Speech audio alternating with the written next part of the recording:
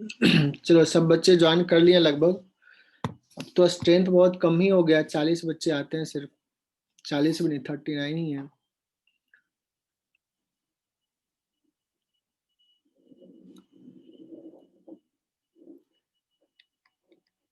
Last lecture में हम लोगों ने इंड्यूस्ड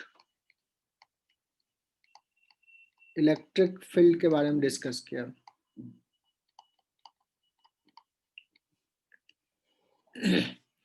ये डिस्कशन किया बच्चों कि अगर किसी रीजन से मैग्नेटिक फील्ड चेंज हो रहा है, if B changes with time,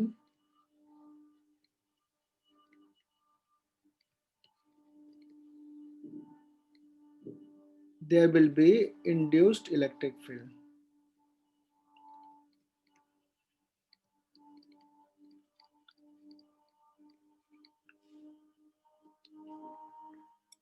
Induced electric field, और वो कितना होगा क्या मैग्नीट्यूड होगा, वो डिपेंड करेगा कैसा ओरिएंटेशन है, किस रेट से चेंज हो रहा है।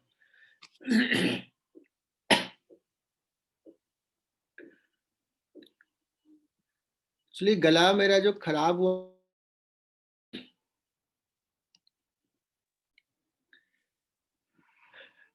अगर कोई सिमेट्री का केस होना तो हम लोग एग्जैक्टली निकाल पाते हैं कि इलेक्ट्रिक फील्ड सिमेट्रिक हो डिस्ट्रीब्यूशन और सिमेट्रिकली चेंज हो रहा है। जैसे एक एग्जांपल लिया था कि इलेक्ट्रिक फील्ड ये सर्कुलर रीजन में, सिलिंड्रिकल रीजन में है, रेडियस r के, तो इसके आउटसाइड पॉइंट पे इलेक्ट्रिक फील्ड क्या होगा। चूंकि सिमेट्रिक है तो हम लोग कह सकते हैं कि यहाँ पे अगर एक्सिस से इक्वल डिस्टेंस r लें तो हर पॉइंट पे इलेक्ट्रिक फील्ड का मैग्नीट्यूड सेम होगा and it will be tangential. Either one direction होगा या it will be in two direction, that will depend upon कि b कैसे चेंज हो रहा है, मतलब इंक्रीज हो रहा है या डिक्रीज हो रहा है। सो अगर मैं अभी किसी से पूछ दूं कि लेट्स बी इंक्रीज हो रहा है तो डायरेक्शन ऑफ इलेक्ट्रिक फील्ड क्या होगा,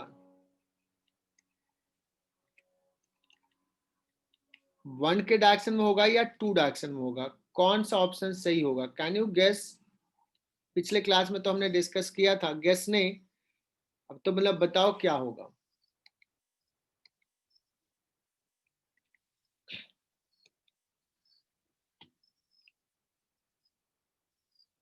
बहुत सारे बच्चों ने आंसर किया भी,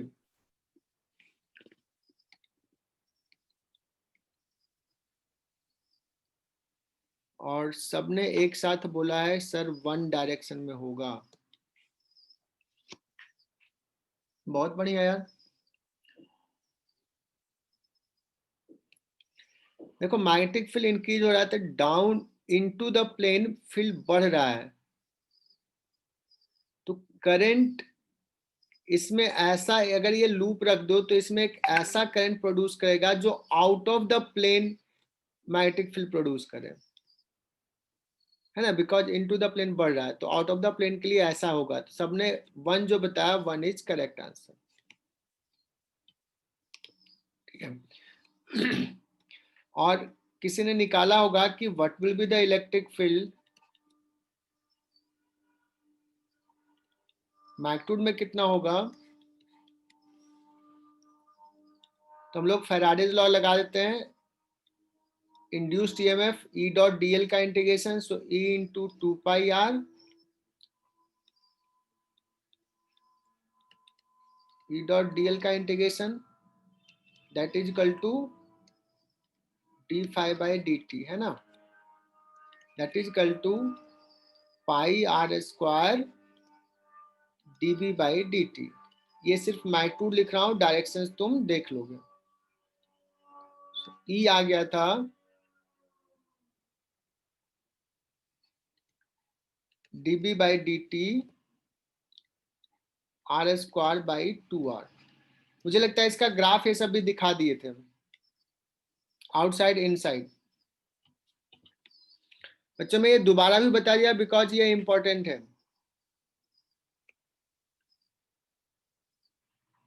मनस्वी आगे बढ़े यहां से।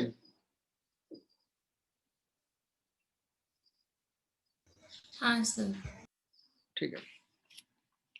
अब मैंने तुम लोगों को शायद जरूर कहा था कि होमवर्क में HCV का 64th सम, ऋतुजीत मैंने बोला था क्या ये?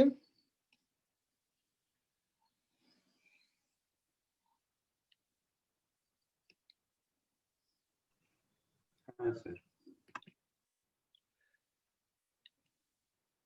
किसी ने ट्राई किया?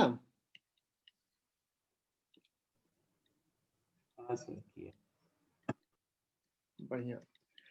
लेकिन मैं फिर से तब भी बता देता हूँ क्योंकि 2-4 बच्चे तो होंगे जो नहीं किए होंगे या नहीं समझे होंगे।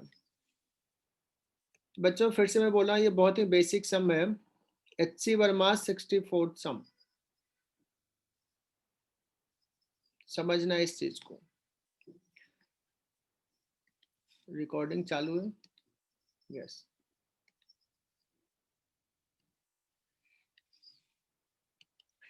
बच्चों एक रॉड दिया हुआ है जो सेंटर से लेट्स डिस्टेंस A पे है और B चेंज हो रहा है, dB/dt लेट्स कुछ है अल्फा है।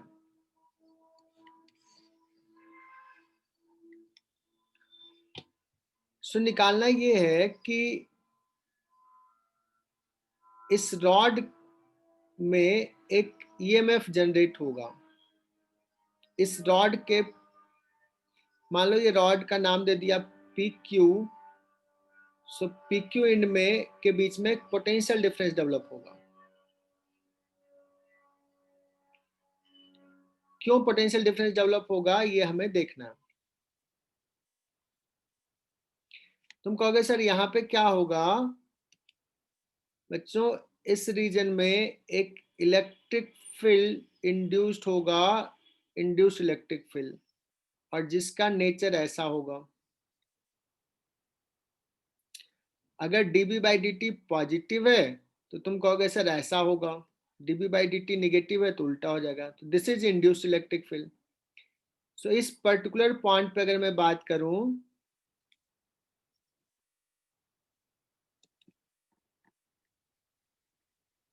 ये सेंटर ले लिया, इस पर्टिकुलर पॉइंट पे इलेक्ट्रिक फील्ड इस रेडियस के परपेंडिकुलर होगा, टेंजेंशियल डायरेक्शन होगा।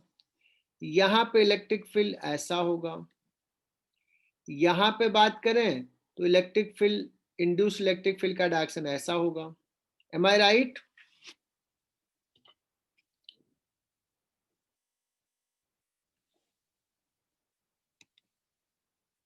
अगर मैं इस पॉइंट पे बात करूं तो इलेक्ट्रिक फील्ड इस रेडियस के परपेंडिकुलर इधर होगा। ये और ये पैरेलल दिख गया? पैरेलल नहीं है, मतलब रेडियस के परपेंडिकुलर। अच्छी बात, हम शायद ये पूछना चाहे हैं कि इलेक्ट्रिक फील्ड का कंपोनेंट, इंड्यूस्ड इलेक्ट्रिक फील्ड का component along the rod her point पे सेम होगा। पहला सवाल, prove that component of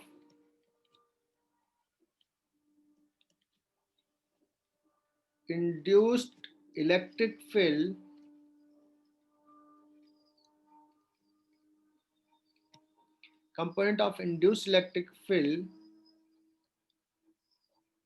along the rod,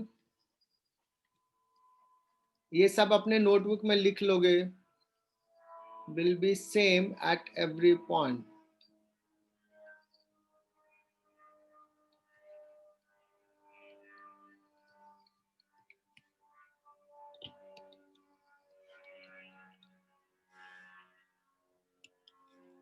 क्या हम दिखा सकते हैं?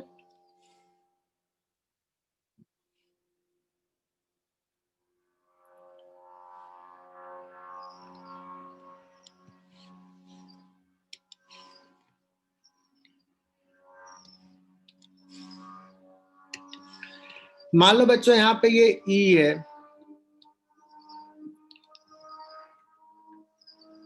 ये इनसाइड पॉइंट है, तो E का वैल्यू कितना होगा? E इज इक्वल टू आएगा dB by D t into R by 2। यही था ना तेजस इनसाइड पॉइंट के लिए? Yes sir. और रेडियस के परपेंडिकुलर डायरेक्शन में मुझे ये अगर एंगल थीटा है तो ये हो जाएगा 90 माइनस थीटा, तो ये हो जाएगा थीटा। तो component along the rod,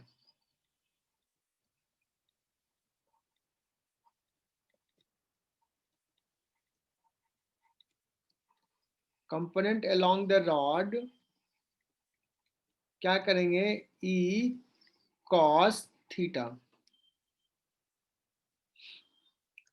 so dB by D t into R by 2 cos theta. So ये कितना हो जाएगा बच्चों? R बाई 2 cos थीटा देखो क्या है? Is it A? Yes. R sorry R cos theta is A, तो क्या हो जाएगा?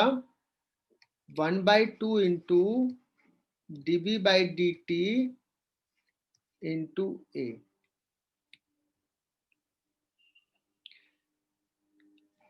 अब बताना यहाँ पे जो इलेक्ट्रॉन्स है या पॉजिटिव चार्ज पे पॉजिटिव चार्ज होता है, तो इंड्यूस इलेक्ट्रिक फील्ड इधर फोर्स लगाता और पॉजिटिव चार्ज को इधर मूव कराता, इलेक्ट्रॉन्स को इधर मूव कराता। अभी इलेक्ट्रॉन्स लिख दिया, तो F इंड्यूस्ड इलेक्ट्रिक फील्ड का जो फोर्स होगा वो उधर होगा, तो यहाँ पे इलेक्ट्रॉन्स जमा होंगे, sorry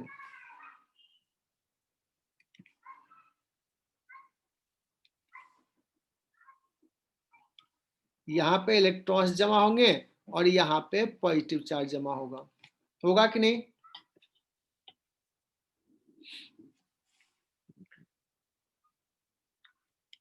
Apoorva Bagul, because of this induced electric field, दो डायरेक्शन में फोर्स लगा रहा है इंड्यूस्ड इलेक्ट्रिक फील्ड, एक रॉड के परपेंडिकुलर तो वो तो मूव ही नहीं कर पाएगा, और एक रॉड के अलोंग तो ये मूव कर जाएगा। So there will be accumulation of the charge at the two end. मैं दूसरे पेज पे लेके जाता हूं।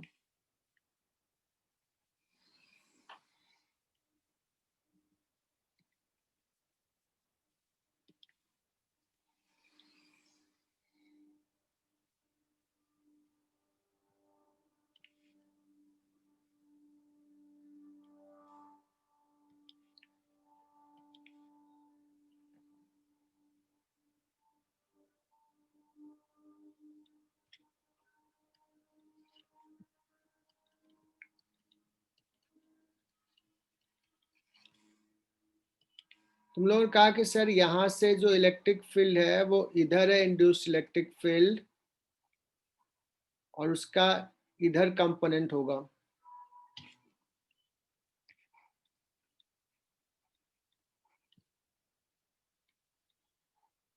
E cos थीटा आ गया था dB by D T 1/2 into A आ गया था। A is this distance। Charge का अक्युमुलेशन तब तक होते रहेगा जब तक कि यहाँ पे एक इलेक्ट्रोस्टैटिक इलेक्ट्रिक फील्ड भी डेवलप हो जाएगा। ये हो गया इंड्यूस्ड, और इधर हो जाएगा इलेक्ट्रोस्टैटिक इलेक्ट्रिक फील्ड। और जिस समय electrostatic electric field induced electric field के इस कंपोनेंट को बैलेंस कर लेगा, तो अब चार्ज का अक्युमुलेशन बंद हो जाएगा। accumulation of charge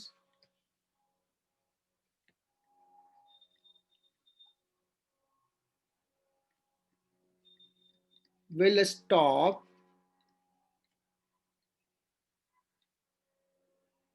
once electrostatic electric field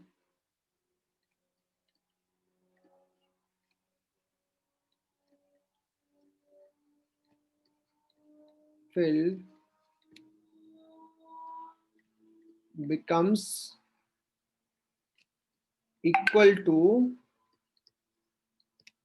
electrostatic electric field becomes equal to component of induced electric field.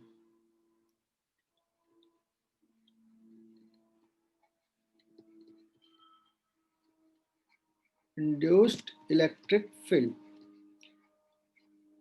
हालांकि जो external field induced electric field यहाँ पे है एग्जैक्टली इलेक्ट्रोस्टैटिक इलेक्ट्रिक फील्ड भी इसके बराबर ही हो जाएगा मेटल के अंदर, बिकॉज जब तक मेटल के अंदर नेट फील्ड रहेगा तो चार्ज मूव करेगा। इलेक्ट्रोस्टैटिक सिचुएशन में नेट फील्ड 0 होना चाहिए। हालांकि रॉड का लेंथ नहीं ले रहे हैं तो रॉड के लेंथ के अलोंग भी कुछ चार्जेज एक्युमुलेशन होंगे और रॉड के दोनों एंड पे भी होगा, तो इस इंड्यूस्ड इलेक्ट्रिक फील्ड को पूरे बैलेंस करेगा। बट अभी हमारा कंसर्न जो है अलोंग द रॉड वाला है, तो हम बात कर रहे हैं इलेक्ट्रिक फील्ड का, इलेक्ट्रोस्टैटिक फील्ड का कंपोनेंट अलोंग द रॉड कितना हो जाएगा, इतना हो जाएगा। सो व्हाट इज और डायरेक्शंस क्या हो जाएगा, डायरेक्शंस भी देख लिया अभी, ये वाला डायरेक्शन है। सो इसको नाम दे दिए P, इसको नाम दे दिए Q। P point higher potential पे होगा, तो what will be potential difference between P and Q point.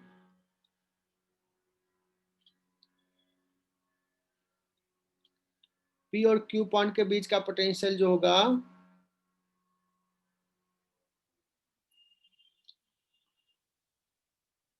चूंकि इलेक्ट्रिक फील्ड कांस्टेंट है E इंटू जो भी इसका लेंथ है E into L।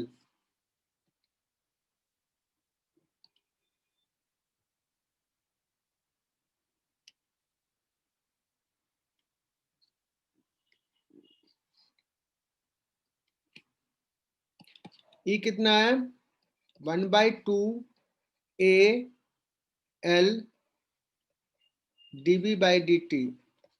This is the potential difference। आया समझ में ये बच्चों? बेसिक से हमने डिराइव कर लिया इंड्यूस्ड इलेक्ट्रिक फील्ड के कॉन्सेप्ट से।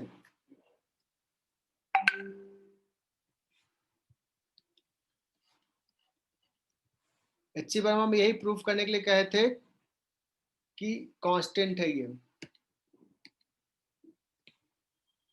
कुछ मैसेज आया देख लेते हैं।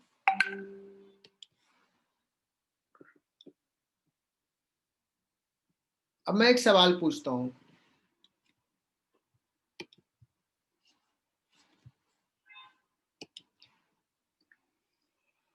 रॉड को ना एक कॉर्ड के अलोंग नहीं, एक रेडियस के अलोंग रखते हैं। ऐसे अगर रॉड को रखा, क्या इसके बीच में कोई पोटेंशियल डिफरेंस डेवलप होगा अगर मैग्नेटिक फील्ड इस रीजन में है और वो चेंज हो रहा है?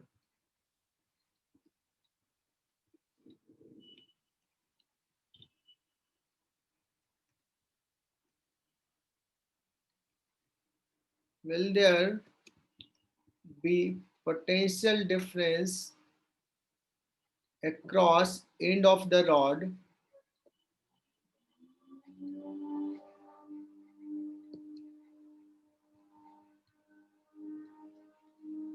due to changing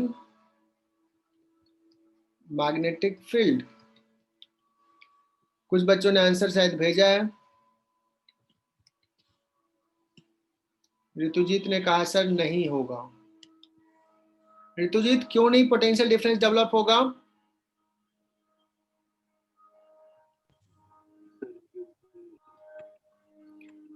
because electric field जो है क्योंकि इलेक्ट्रिक फील्ड परपेंडिकुलर होगा, परपेंडिकुलर है।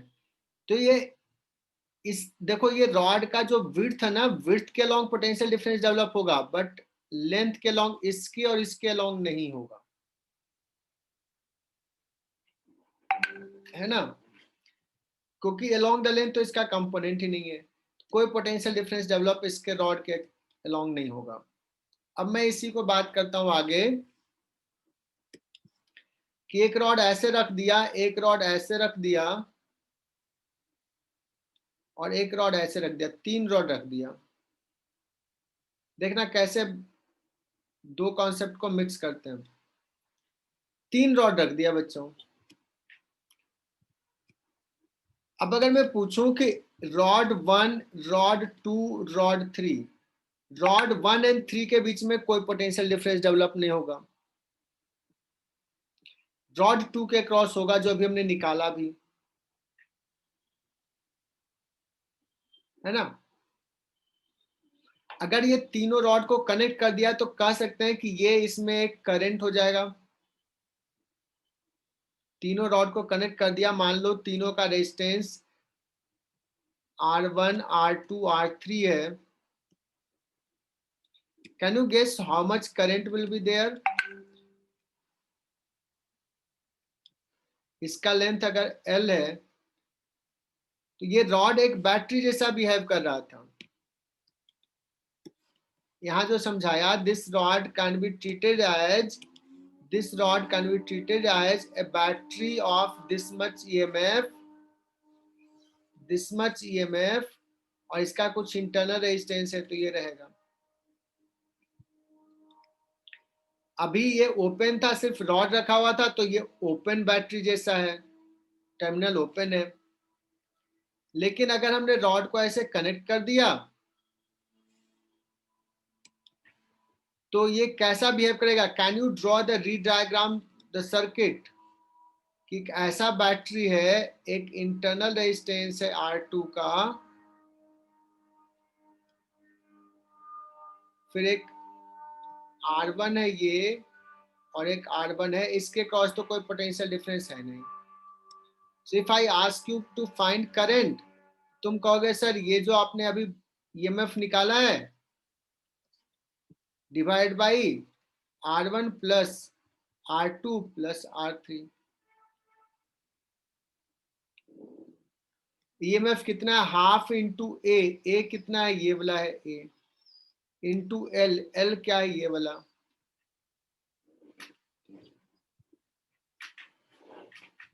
क्या स्क्रीन पे ये छोटा लग रहा है या मैं बोर्ड पे बताऊं, या समझ में आ रहा है इस पे? सर आप बोर्ड पे बताओ ना, उस पे ज्यादा अच्छे से आता है समझ में। तो सबको बोर्ड पे ही ज्यादा अच्छा लगता है क्या? हाँ सर। हाँ सर। अच्छा, चलो तो ये हम बता रहे थे बच्चों कि यहाँ पे क्या किया हमने, एक ऐसे रॉड ले लिया, इस रॉड में EMF जनरेट होगा, इसका डिस्टेंस ये ले लिया A, इसका ले लिया लेंथ L। बट दूसरे कलर से लिखता हूं, इसमें EMF होगा। अगर ये रॉड, एक रॉड ऐसे रखा रहता तो तुम लोगों ने कहा कि सर इसमें EMF नहीं होगा, इसमें भी नहीं होगा। सर वो स्लैंट वाले रॉड में EMF क्यों नहीं होगा, एक और बार बता दो ना, वो कंफ्यूजन हो रहा है उसमें। क्योंकि यहाँ पे इलेक्ट्रिक फील्ड कैसा होगा? रेडियस के perpendicular. This is induced electric field. तो ये इलेक्ट्रॉन्स को रॉड के ऐसे ले जाना चाहेगा, ले नहीं जा पाएगा। अलोंग द लेंथ कुछ नहीं है, इसका कंपोनेंट अलोंग द लेंथ 0 है। तो इसके बीच में कोई पोटेंशियल डिफरेंस डेवलप नहीं होगा। क्लियर हुआ या और एक्सप्लेन करूं? क्लियर है sir.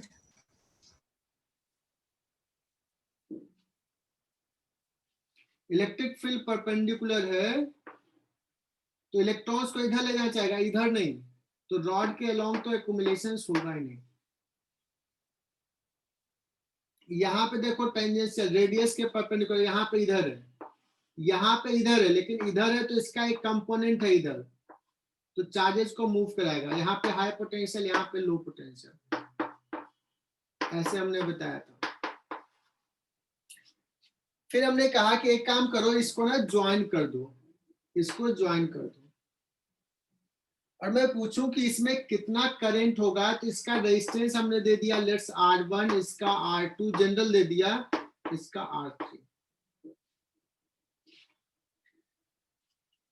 So this rod can be replaced as this type of battery,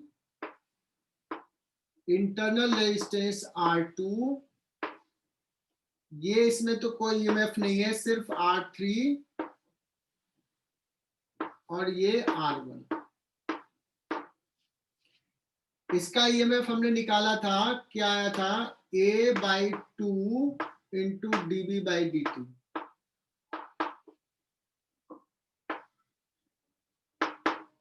so current लिख लोगे E इतना, सॉरी A/2 इंटू L भी आया था, A/2 इंटू L।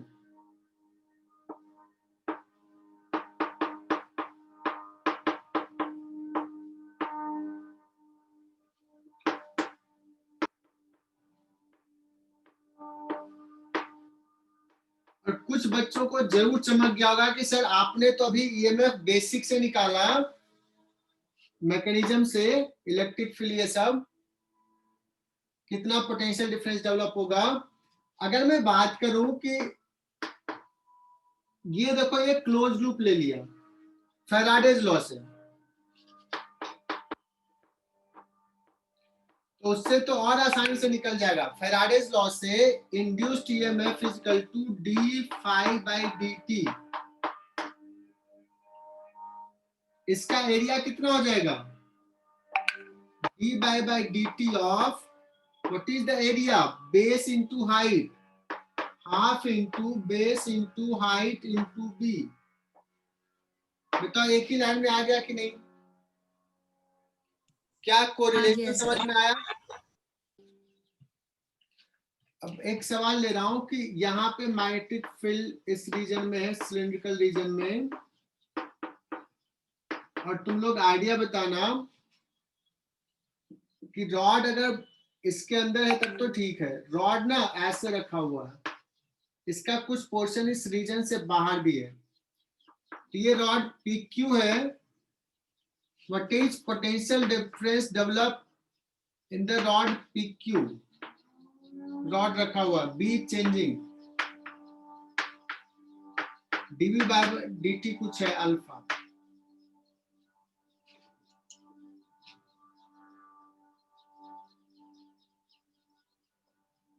तो सर यहां तक का निकालना तो ठीक है, फिर इधर तो अलग हो जाता है।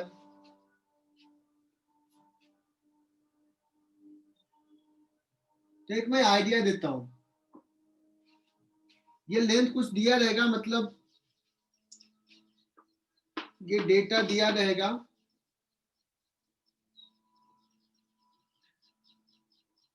अब देखो मुझे इसके क्रॉस पोटेंशियल डिफरेंस निकालना है, तो मैं एक अपने मन से ऐसा क्लोज लूप बना लेता हूं, जो इंड्यूस्ड ईएमएफ इस लूप के लिए होगा, पूरे लूप के लिए, वो PQ रॉड के लिए होगा, बिकॉज इसमें इंड्यूस्ड ईएमएफ होगा नहीं और इसमें भी नहीं होगा। अब by any how if you are able to find this area plus this area, मतलब ये area, why this area is required, you know that। अगर ये कैपेबल हो निकालने के लिए, तो induced EMF across the rod PQ is equal to induced EMF across the rod across the loop PQO, that is equal to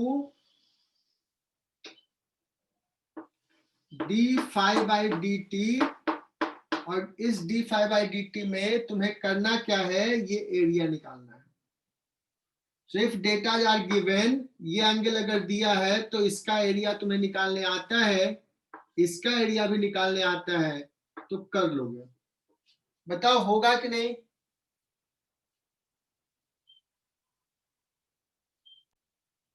पहले सवाल समझो क्या होगा। इतने रीजन में मैग्नेटिक फील्ड चेंज हो रहा है, अभी हमने एक सवाल करवाया था, जैसे इसमें चेंज हो रहा था, इसमें बताया कि कितना इसमें पोटेंशियल डिफरेंस डेवलप होगा या इसके क्रॉस कितना ईएमएफ जनरेट होगा इंड्यूस इलेक्ट्रिक फील्ड के कारण। तो ये तो अभी निकाल दिया था।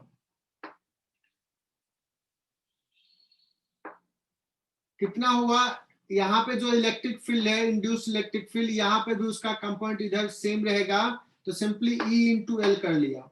या दूसरा मेथड बताया कि ऐसे ले लो, लूप बना लो, इसके क्रॉस तो कोई ईएमएफ नहीं है, इसके क्रॉस कोई ईएमएफ नहीं है, इसके क्रॉस है, तो जो ये क्लोज लूप के क्रॉस है वही इस रॉड के क्रॉस है। दूसरा मेथड फैराडेज लॉ से। अब तीसरा सवाल ले लिया कि रॉड जो है, रॉड का पोर्शन इस सर्कुलर रीजन से बाहर भी है कुछ, ये डेटा दिया रहेगा लेंथ, इसके क्रॉस पूछेगा what will be the potential difference develop.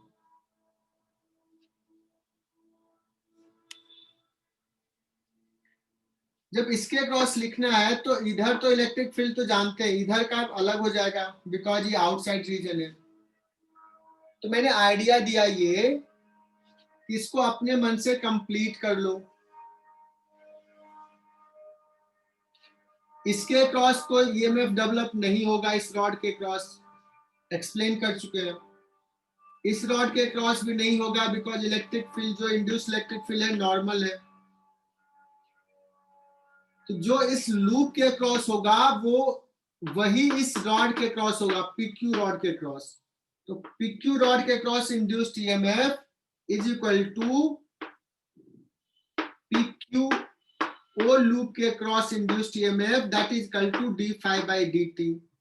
D phi by D t निकालने में फाइव में क्या दिक्कत होगा कि इस लूप से कितना फ्लक्स है, तो यहां पे तो फ्लक्स है नहीं, बचा ये। तो जो बच्चे जिनको नींद आ रही थी, बच्चों ये टारगेट देखो, ये एरिया लिखना है, ये एरिया मैंने हिंट दे दिया। ये एरिया कैसे लिखोगे, ये एरिया और प्लस ये एरिया,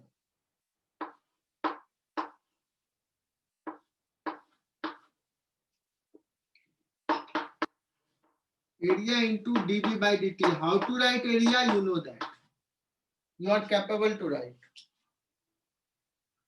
अभी भी क्लियर हुआ नहीं क्लियर हुआ?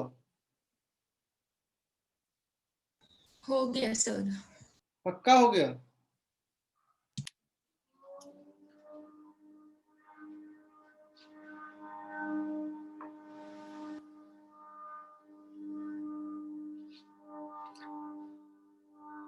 अब बेसिक कॉन्सेप्ट लेते हैं, कैविटी वाला कॉन्सेप्ट कि मैग्नेटिक फील्ड इतने रीजन में तो है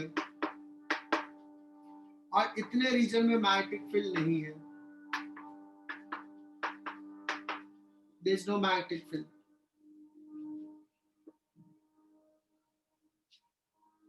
और मुझे निकालना है कि यहाँ पे कोई पॉइंट P है, इस पॉइंट पे इंड्यूस्ड इलेक्ट्रिक फील्ड क्या है।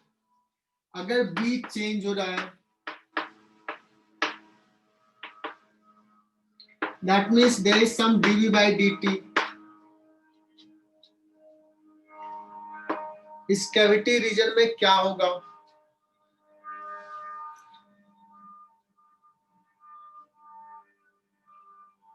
कोई आइडिया बता सकता है कैसे निकालें? इतने सिलिंड्रिकल रीजन में मैग्नेटिक फील्ड यूनिफॉर्म B है, टाइम के साथ चेंज हो रहा है, बट किसी पर्टिकुलर टाइम पे B जो भी हर पॉइंट पे सेम है, बट इतने पार्ट में नहीं है। वो कैविटी में ऐसा अज्यूम करेंगे कि B out of the plane है। बहुत बढ़िया, और वो भी उसी रेट से चेंज हो रहा है ना।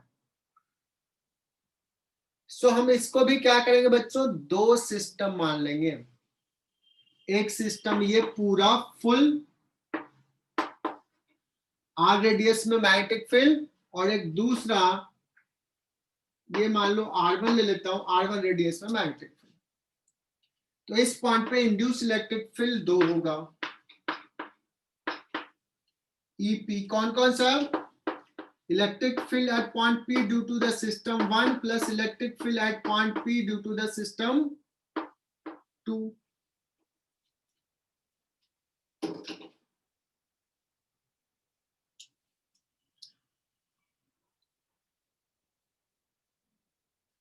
अब सिस्टम 1 के कारण कितना होगा इलेक्ट्रिक फील्ड? मान लो ये नाम देते हैं O या C देता हूं, C, ये point C dash. Electric field at point P कितना होगा? तो तुम कहोगे सर ये होगा, कितना देता बच्चों? 1/2 dB/dt, जो भी वैल्यू है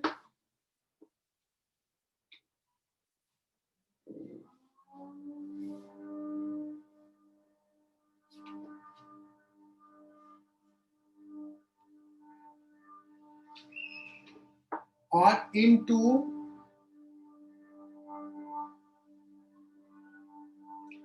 R, R का मतलब हो गया CP,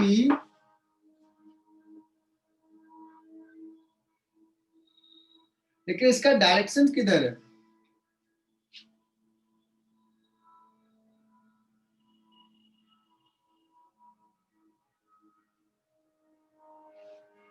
तुमने कहा था मान लो B इंक्रीज कर रहा, तो कैसा हुआ था? इधर हुआ था,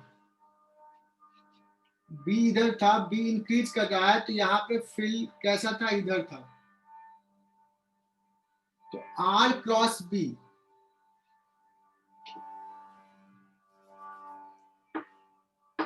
CP cross K cap, can we write that minus K cap, dB/dt CP cross minus K cap. Am I right बच्चों? कोई ऐसा अगर B घट रहा है तो ये अपने आप निगेटिव हो जाएगा, ये तो फॉर्मूला हमारा रहेगा ही।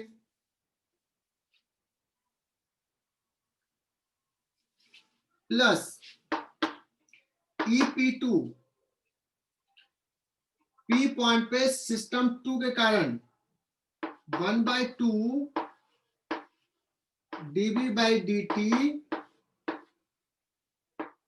ये हो जाएगा C' क्रॉस, ये भी वही रहेगा C' क्रॉस इसका B वेक्टर। B वेक्टर किधर है? K कैप में।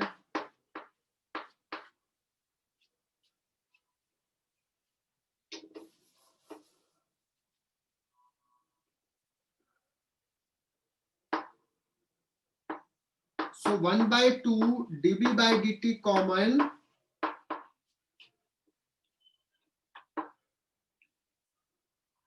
Minus K cap common, CP plus PC', इसको उल्टा कर दिया, माइनस K कैप कॉमन ले लिया, क्रॉस माइनस K कैप। मुझे लगता है अब तो तुम लोग पता चल गया होगा, सर एक ही चीज तो पढ़ाते रहते हैं, यही चीज तो कितनी बार पढ़ाए हैं। 1/2 dB/dt CC' cross minus K cap. Minus K cap का मतलब डायरेक्शन ऑफ B।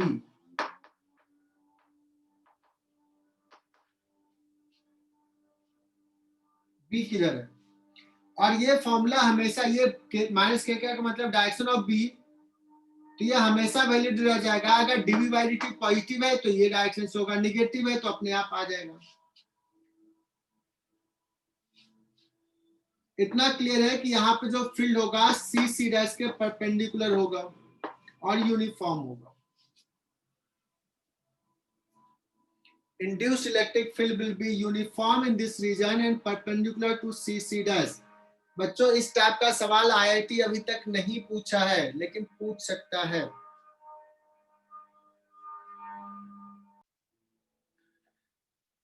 तो इसके बाद तुम लोग HC वर्मा के सवाल करना, हम सिलेबस में आगे बढ़ते हैं। तो इंड्यूस इलेक्ट्रिक फील्ड कर लिया बच्चों, उससे पहले मोशनल EMF कर लिया। सवाल तुम लोग करोगे, डाउट सेशन लेंगे।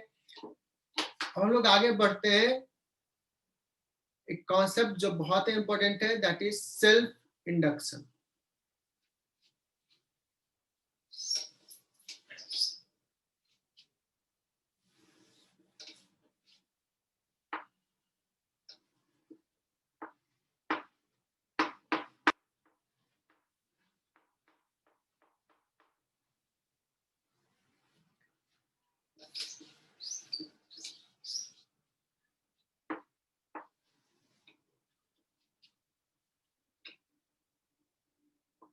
जो कोई लूप है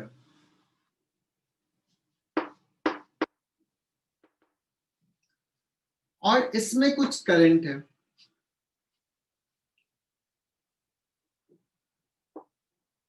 और करंट को क्या करो, चेंज करा दो कुछ। ये ऐसे मैं रियोस्टेट बनाने की कोशिश कर रहा हूं। रियोस्टेट, इसको स्लाइड करके हम रेजिस्टेंस चेंज कर सकते हैं। रेजिस्टेंस चेंज होगा तो इसमें करंट चेंज होगा। ये आर्बिट्रेरी कोई भी लूप ले लिया और करंट इसमें हम चेंज कर रहे हैं। अगर इसमें करंट चेंज हुआ तो इसके थ्रू फ्लक्स चेंज होगा, क्योंकि इस करंट के कारण कुछ फ्लक्स एसोसिएटेड है इसके साथ, है ना।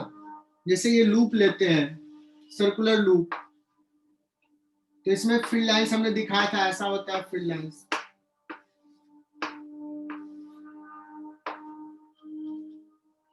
तो इसके थ्रू फ्लक्स है, मतलब करंट है, तो इसका फ्लक्स, खुद का फ्लक्स इस लूप के थ्रू है। और अगर आई चेंज होगा, फ्लक्स जो होगा वो प्रोपोर्शनल टू करंट होगा। और अगर फ्लक्स चेंज हुआ, सॉरी, आई चेंज हुआ, if I will change, I will change. जब phi चेंज होगा तो d phi by dt कुछ हो गया, that means there will be induced EMF in the loop.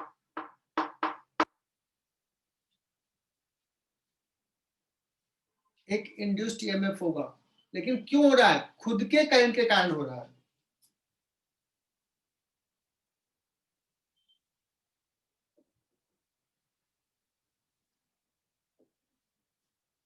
अच्छा, क्यों हो रहा है? खुद के करंट के कारण हो रहा है, इसलिए इसको बोलते हैं सेल्फ इंडक्शन।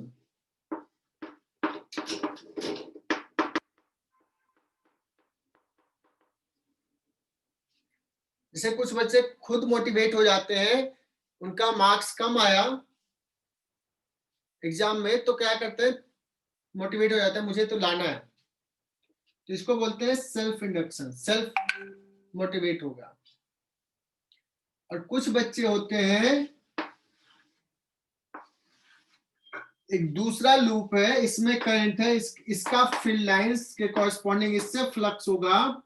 अगर इसका करंट चेंज हुआ तो इसके थ्रू फ्लक्स चेंज होगा, फ्लक्स चेंज होगा तो इसमें भी इंड्यूस्ड ईएमएफ होगा। तो इसमें जो इंड्यूस्ड ईएमएफ हो रहा है इसके कारण हो रहा है, तो इसको बोलते हैं बच्चों म्यूचुअल इंडक्शन, है ना। तुम्हारे में मोटिवेशन आ गया कि दूसरा बच्चा पढ़ रहा है, उसका मार्क्स ज्यादा रहा, तो ये हो गया म्यूचुअल इंडक्शन। चाहे म्यूचुअल हो चाहे सेल्फ हो, इंडक्शन तो होना चाहिए। पढ़ना शुरू कर दो तुम लोग।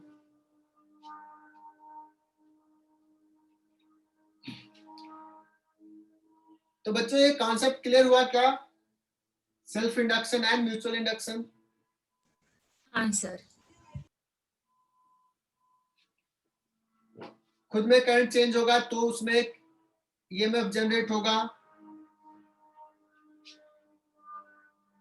कितना ईएमएफ होगा वो कुछ कुछ फैक्टर पर डिपेंड करेगा, क्या फैक्टर होगा वो अभी हम लोग डिस्कस करेंगे। तो देखो हमने क्या लिखा था बच्चों, फ्लक्स, कुछ फ्लक्स अटैच्ड होगा, that flux will depends upon the I, तो सम कांस्टेंट इनटू आई, इस कांस्टेंट को बोलते हैं सेल्फ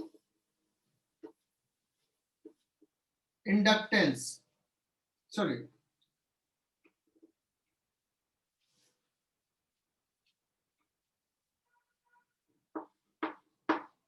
सेल्फ इंडक्टेंस।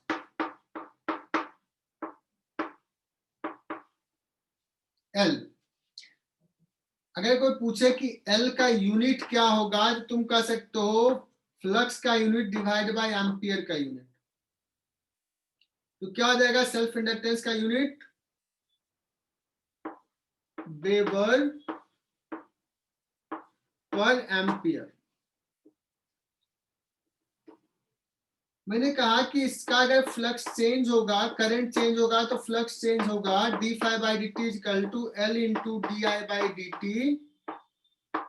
ऐसे भी लिख सकते हैं, that means induced EMF in a loop that is equal to self inductance into di/dt। सो यहां से L का यूनिट हम बोल सकते हैं, L का यूनिट क्या बोल सकते हैं बच्चों? वोल्ट सेकेंड, इंड्यूस्ड ईएमएफ का वोल्ट सेकेंड पर एम्पियर। और इन दोनों का दोनों सेम ही है। सेल्फ इंडक्टेंस के यूनिट को हेनरी नाम के साइंटिस्ट है, उनके ऑनर में रख दिया गया हेनरी, H से डिनोट करते हैं। So this is SI unit.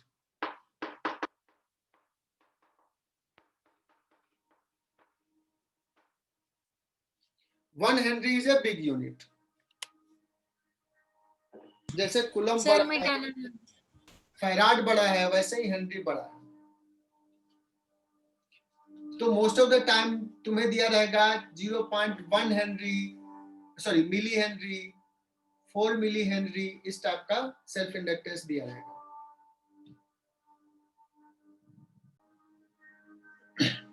एक सवाल दिया, there is a coil in which induced EMF 0.2 volt is developed if current in the coil is changed at constant rate 2 milliampere per second, then find self inductance of the coil।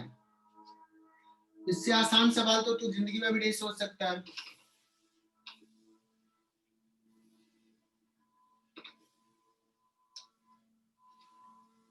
Sorry, find L, H नहीं, find self inductance.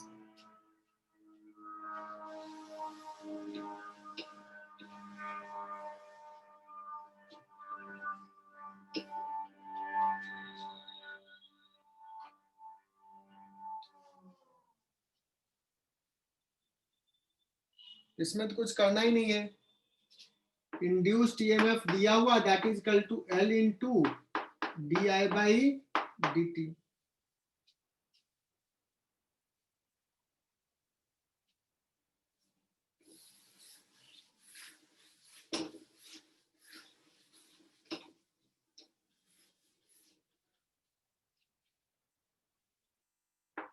Induced EMF दे दिया मैंने 0.2 volt, छोटा सा दिया है, that is equal to L into di/dt दिया 2 milli ampere per second.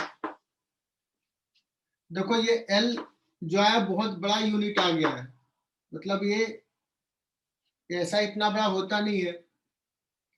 क्या हो जाएगा यहाँ से बच्चों? 0.2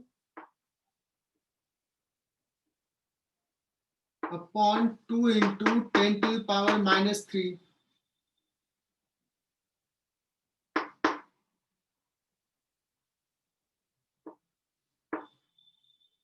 क्या 100 हेनरी आया?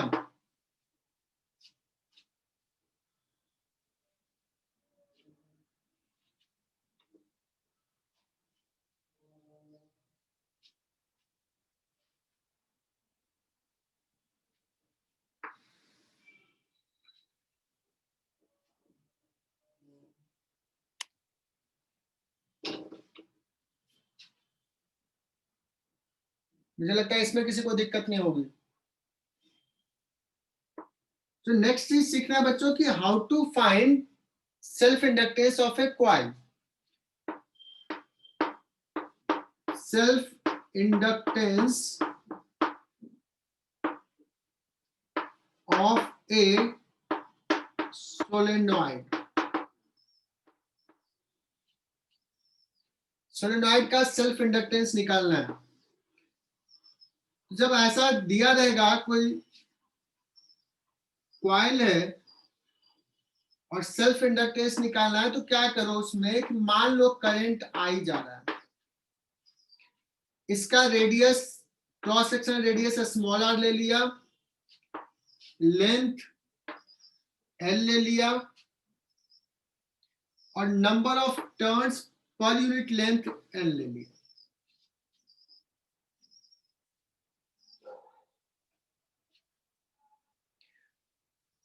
मुझे पता है कि अगर I करंट जा रहा है तो इसमें फ्लक्स अटैच्ड होगा, इसके थ्रू फ्लक्स लिंक्ड होगा। कितना फ्लक्स लिंक्ड होगा ये निकालना है।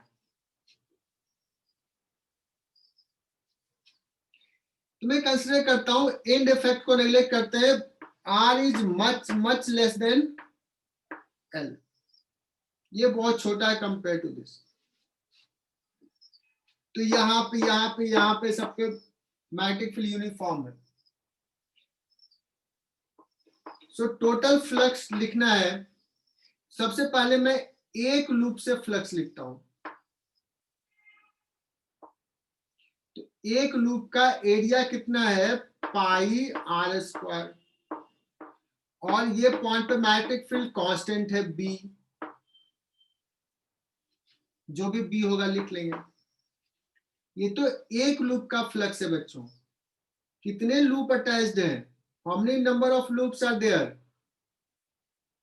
N into L, am I right? हाँ सर।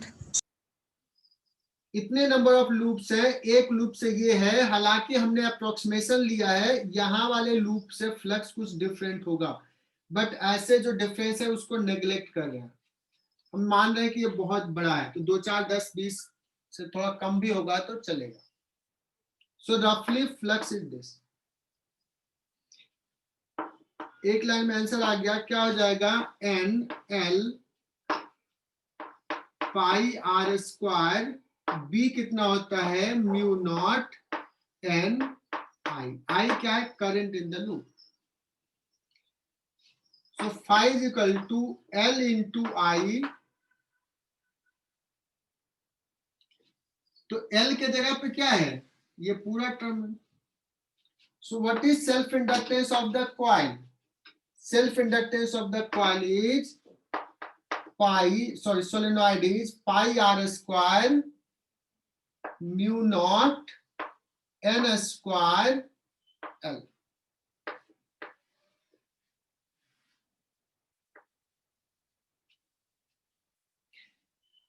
ये जितना भी टर्म्स तुम देख रहे हो, म्यू नॉट कांस्टेंट है, N नंबर ऑफ टर्न्स है, L लेंथ है, R रेडियस है of the cross section radius.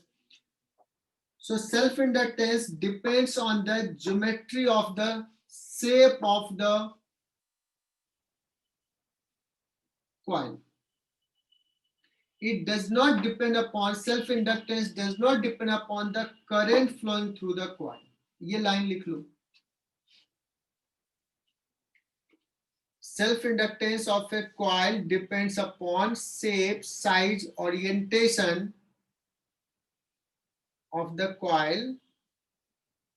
It does not depend upon current flowing through the coil.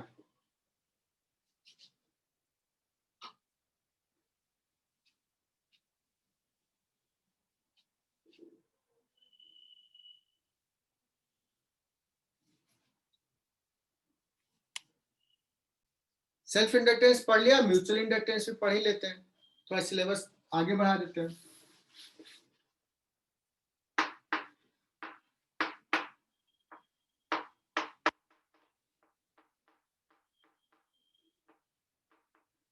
Mutual inductance क्या होगा बच्चों, there will be two coil, coil 1, coil 2। इसको समझना ये थोड़ा और इंपॉर्टेंट है। एक कॉइल में करंट होगा और उसके थ्रू दूसरे कॉइल से फ्लक्स लिंक होगा। There will be flux linked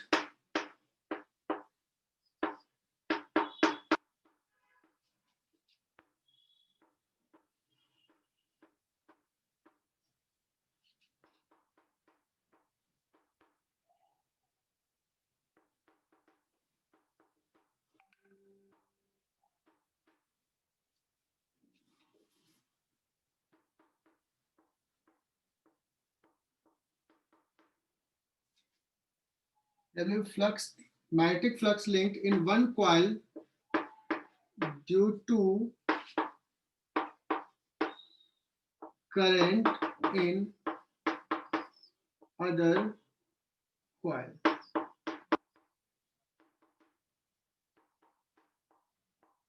Placed nearby.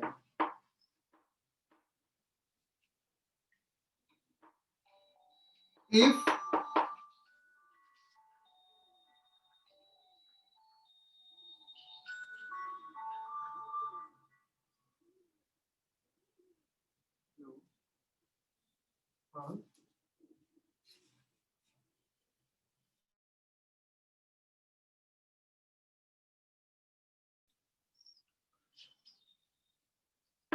so यहाँ पे कह रहे थे बच्चों कि there will be flux linked in one coil due to current in another if current in the coil changes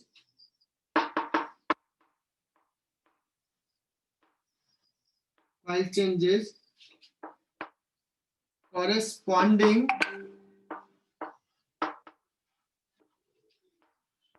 linked flux will change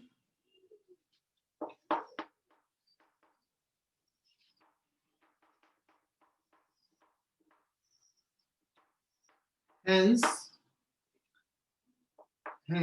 an EMF will develop and EMF will be induced in second coil. This is called mutual inductance, called mutual inductance.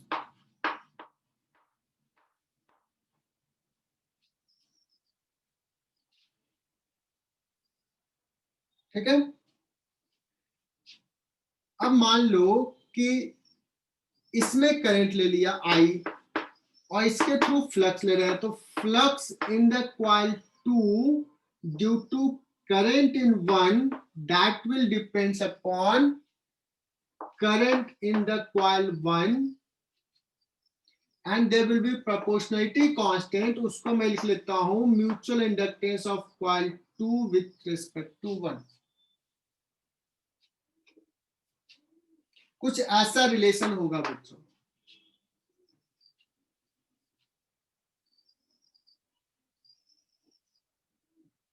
तुम कहोगे sir अगर current coil 2 में है और flux 1 से निकालना, flux through the coil 1 due to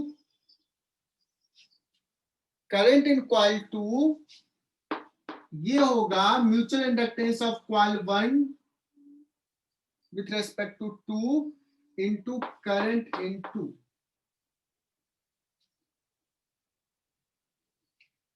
सब proportionality constant आएगा. इसको हमने लिखा है फ्लक्स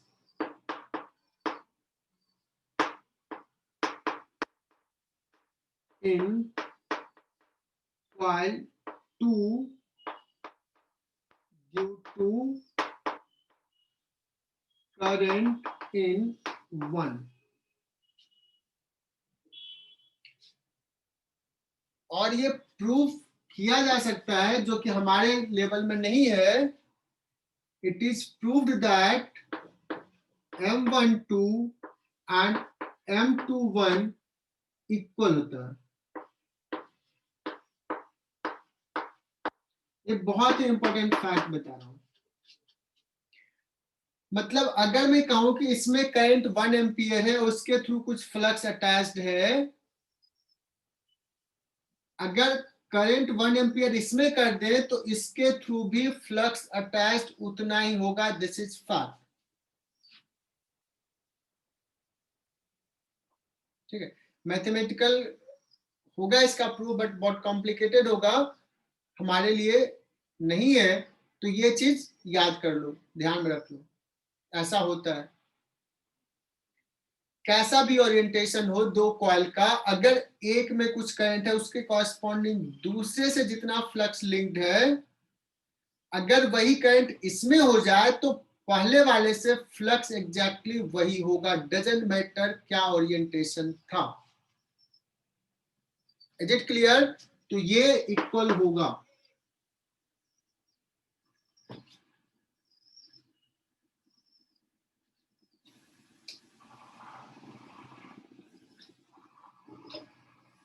ये जो अभी मैंने फैक्ट बताया बहुत ही इंपॉर्टेंट फैक्ट है, एकदम ध्यान देना है।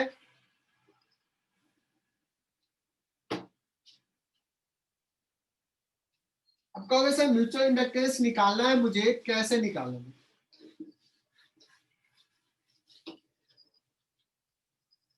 तो मैं अभी एक केस ले रहा हूं, देयर आर टू कॉइल्स। एक कॉइल है जिसका रेडियस सपोज कैपिटल आर है और इसमें नंबर ऑफ टर्न्स N1 है, पास पास में। एक दूसरा कॉइल है छोटा सा जिसका रेडियस स्मॉल आर है, small R is much much less than capital R. इसमें लेट्स N2 टर्न्स है।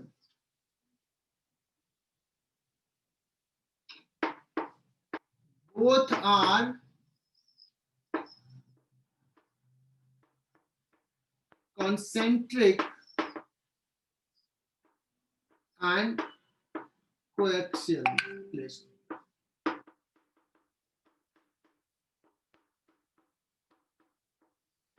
So with these assumptions, what will be mutual inductance of these two coil? अब सुनना, हमने कहा कि चाहे तुम ऐसे लिखो, ये जो आएगा दोनों केस में सेम होगा। अब जब म्यूचुअल इंडक्टेंस निकालना है बच्चों दो कॉइल का, तो तुम्हारा टारगेट ये होगा कि एक कॉइल में करंट लिखेंगे और उसके कॉरेस्पॉन्डिंग दूसरे कॉइल से फ्लक्स लिखना है। अब डिसाइड ये करना है कि करंट किस में लिखे और फ्लक्स किसके थ्रू लिखे, ये डिसाइड करना बहुत ही इंपॉर्टेंट होता है। यही चीज आज तुम्हें सीखना है। आज के क्लास में सोचो कि ये सीख लिया तो मतलब आज का क्लास सफल रहा। तो इसमें बताओ कि मैं किसमें करंट लिखूं और किसके थ्रू फ्लक्स लिखूं कि लिख पाऊंगा, छोटे वाले या बड़े वाले में करंट लिखूं?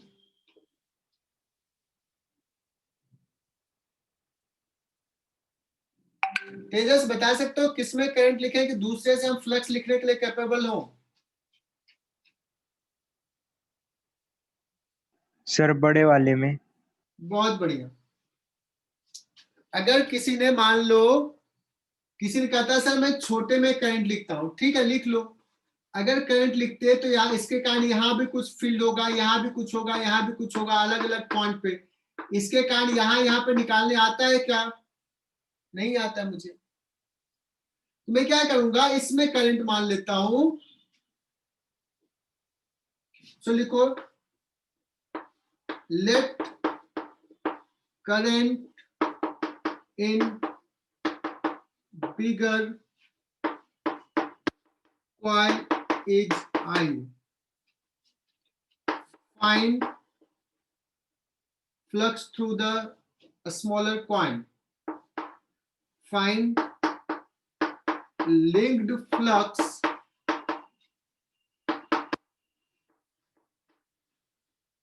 through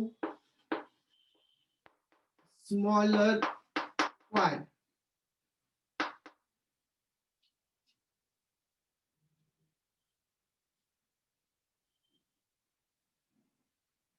कितना फ्लक्स लिंक्ड होगा? सबसे पहले तो यहाँ पे B लिख लेते हैं। So we know that B is equal to mu naught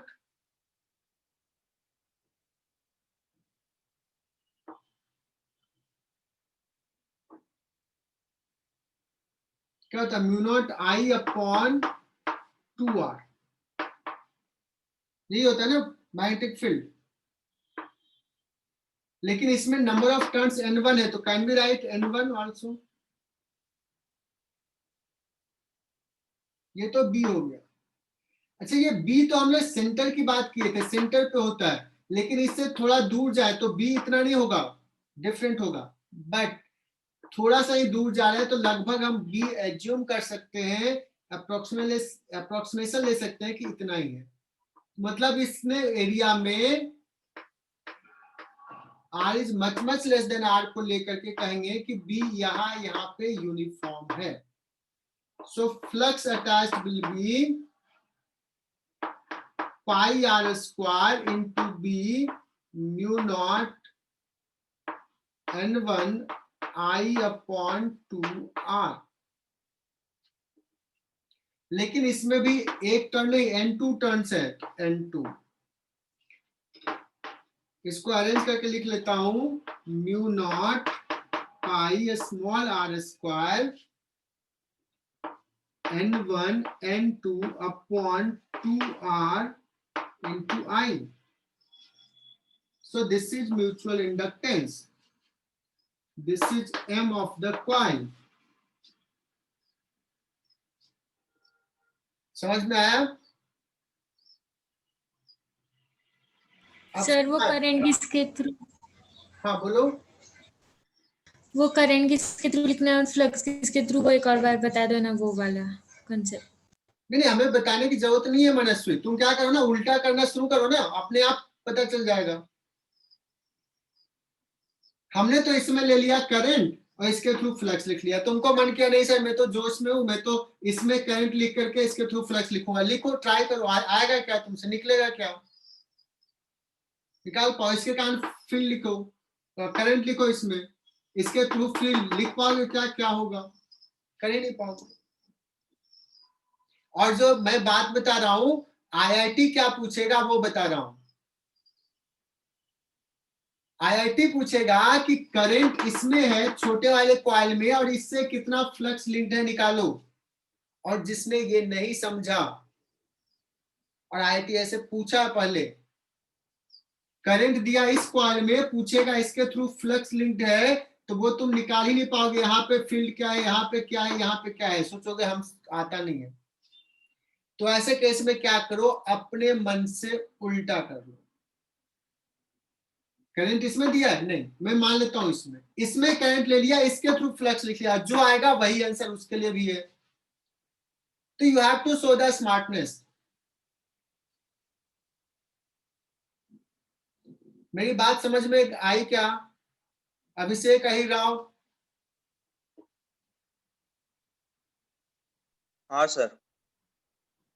IIT तो परेशान करने के लिए कहेगा, तुम लोग कहेगा चलो इसमें दे दिया करंट, इसके थ्रू फ्लक्स निकालना है, इसके कारण मैग्नेटिक फील्ड लिख के नहीं निकाल पाओगे। तो अपने मन से स्विच कर दो, बिकॉज हमने बता दिया यहाँ पे ऐसा होता है। दूसरी चीज फिर से तुमने अभी देखोगे तो ये किस पे डिपेंड कर रहा है, mutual inductance. Mutual inductance also depends upon दोनों का shape, size, number of turns, geometrical factor पे डिपेंड करता है, ओरिएंटेशन क्या है, कैसे प्लेस्ड है, उस पर डिपेंड करता है। हालांकि अभी हमने क्या लिया था, दिस कॉइल को कोएक्सियल ले लिया था, कोएक्सियली प्लेस्ड।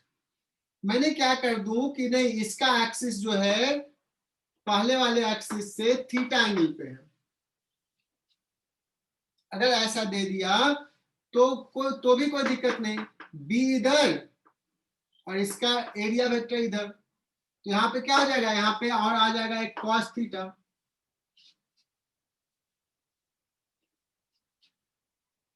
है ना, cos थीटा आ जाएगा। लेकिन अगर इसका प्लेन 90 डिग्री कर दिया तो कोई फ्लक्स अटैच नहीं। What will be the mutual inductance, 0, theta 90 हो जाएगा। Is it clear? हाँ सर।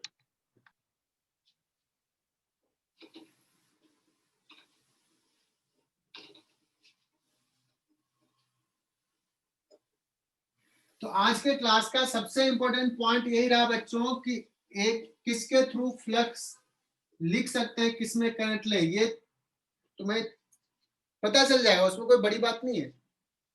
तो अपने मन से स्विच कर लेना है, पूछा किसी से भी हो। मुझे म्यूचुअल इंडक्टेंस निकालना है,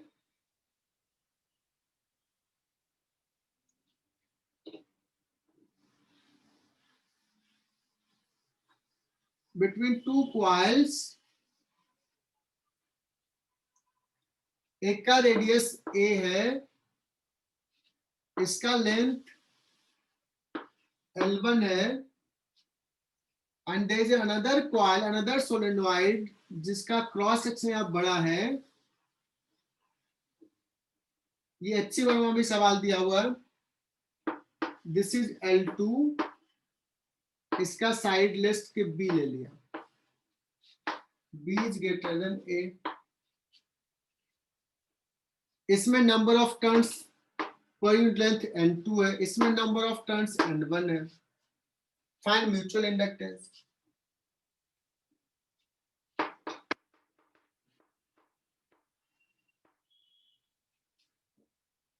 Now you can guess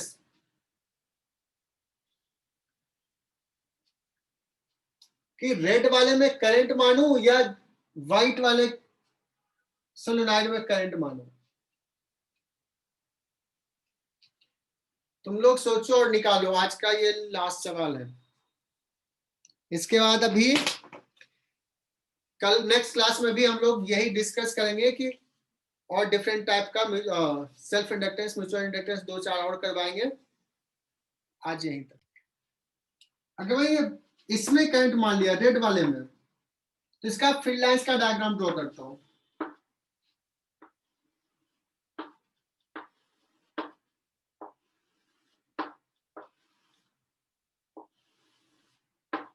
ऐसा कुछ होगा। अब बताओ ये फील्ड लाइंस, ये सारे जो फील्ड लाइंस है, इसके थ्रू फ्लक्स निकालना है। तो देखो ये फील्ड लाइंस कुछ कॉइल से है, कुछ से नहीं है ना। तो अगर हमने रेड वाले में माना है करंट और इसके थ्रू फ्लक्स लिखेंगे तो ये बड़ा मुश्किल है बताना, क्योंकि इन पॉइंट पे बहुत डेविएट करता है। लेकिन अगर हमने इस पे माना है करंट तो इसका फील्ड लाइंस होगा ऐसा।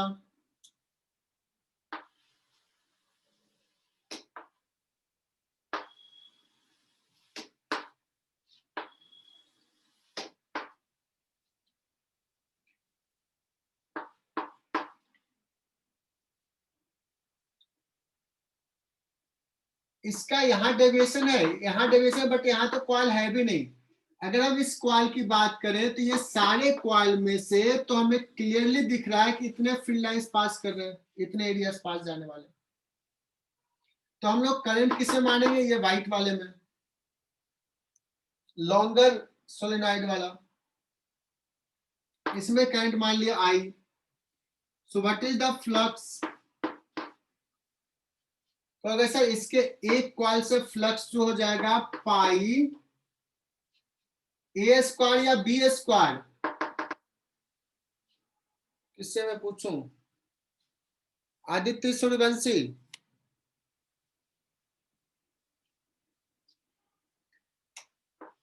देखते हैं सही लिखा है कि नहीं लिखा है, बताना। पाई B square into mu naught, इसमें है N1 टर्न है छोटे वाले में, N1 I। क्या ये सही लिखा या कुछ चेंज करना है मुझे? फ्लक्स थ्रू, ये सेकंड सोलेनॉइड दे रहा हूं, इसको 1 सोलेनॉइड दे रहा हूं। Flux through 1 coil of solenoid 2, is it correct और रॉन्ग?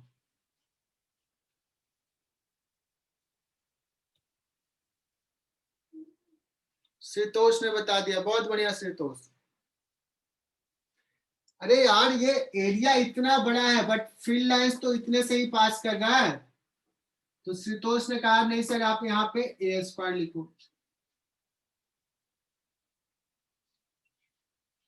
और कितने नंबर ऑफ टर्न्स हैं? N2 into L2।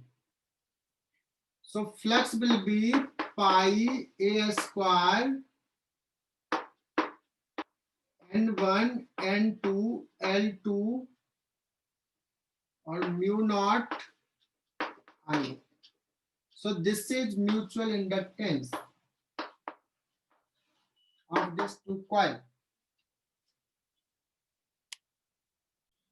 एक होमवर्क जो ऑलरेडी ऐसा सवाल करवा चुके हैं फिर भी दे रहे हैं कि याद है कि नहीं बच्चों। एक जो वायर है इनफाइनाइट लेंथ का, एक वायर है इनफाइनाइट लेंथ का और एक कॉइल है साइड लेंथ ए का स्क्वायर कॉइल और इसका डिस्टेंस यहां से है b। तो this is coil 1, this is another coil. What is the mutual inductance between these two?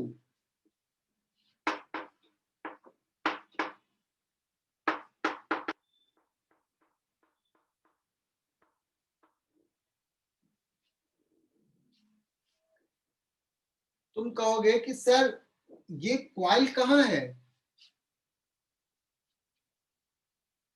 Coil होने के लिए क्लोज लूप होना चाहिए। एक्चुअली ऐसे समझो कि ये कॉइल है, इसका करंट ऐसे जा रहा है और इन्फिनिटी से आके इन्फिनिटी से आते हुए ऐसे आके ये क्लोज लूप है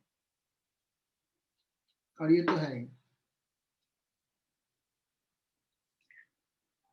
अब देख लो किसमें, इसमें करंट लेकर के इसके थ्रू फ्लक्स लिखे कि इसमें करंट लेकर के इसके थ्रू फ्लक्स लिखे। See that